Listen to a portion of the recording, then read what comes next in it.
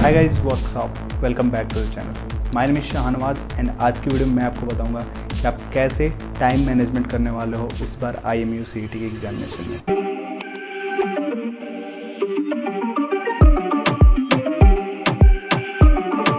इस चैनल पे आपको बहुत सारी वीडियोस ऑलरेडी मिली होंगी, important topics, important things related to IMU CET, but this video is also going to be very important if you are going for IMU CET this time on 8th of June। Time management किसी भी exam के लिए बहुत important होता है और IMU CET भी एक बहुत इंपॉर्टेंट एग्जामिनेशन है if you are an aspirant of merchant navy.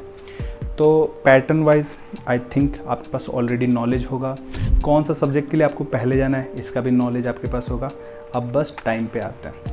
अगर आपको ये सारी चीज़ें नहीं पता है तो मैं फिर से बता देता हूँ। पैटर्न आपका physics and mathematics 50-50 questions, general aptitude English 40-40 questions, chemistry 20 questions, पूरे 200 क्वेश्चंस होते हैं एंड पूरे 180 मिनट्स मिलते हैं। 0.25 की negative marking and 1 marks for each right answer. ठीक है, ये आपका पैटर्न हो गया। इसके बाद आपका अप्रोच क्या होना चाहिए, जो मेरे चैनल पे बहुत पहले से आ रहा है, दैट इज़ कि आपको पहले इंग्लिश के लिए जाना है, देन जनरल एप्टीट्यूड के लिए जाना है, देन केमिस्ट्री, देन फिजिक्स या मैथमेटिक्स में जो आपको पसंद है वो।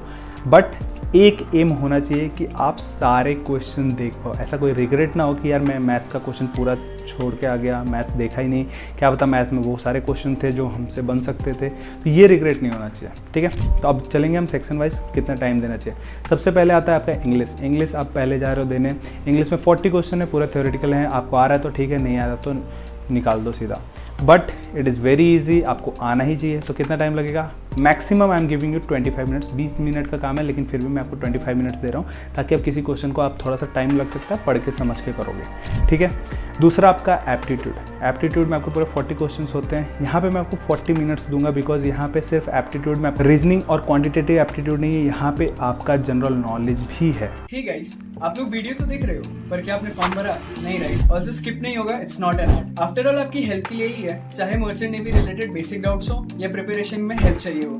Our mentors are always there for you. So fill the form in the description and like this video before you go. क्योंकि आपको क्वांटिटेटिव एप्टीट्यूड एंड रीजनिंग में टाइम लग सकता है, बट जनरल नॉलेज के क्वेश्चन आप तुरंत कर लोगे। एंड जनरल नॉलेज के क्वेश्चन वेरी करते हैं, कहीं 7, कहीं 10, कहीं 15, कहीं 20, मैक्सिमम 20 क्वेश्चन आपके आ सकते हैं जनरल नॉलेज से, जो कि आपको आएगा तो आप फटाक से करके निकल लोगे। ठीक है, 40 मिनट्स हो गए। फिर आपके 20 क्वेश्चन आते हैं केमिस्ट्री के, जहाँ पे मैं आपको 25 मिनट्स दे रहा हूँ। अगर आप अच्छे से इस टाइम पे भी अगर वर्कशीट और कोई भी PYQs वगैरह सॉल्व करके जाते हो तो वहाँ से क्वेश्चन लड़ जाएंगे। 20 में से एटलीस्ट 10-15 क्वेश्चन तो आप आराम से कर लेके जाओगे। तो उसके लिए मैं 25 मिनट दे रहा हूँ ताकि आप अपना टाइम लेके करो, बिकॉज थ्योरेटिकल पार्ट है और यहाँ पे आपका हो भी जाना चाहिए।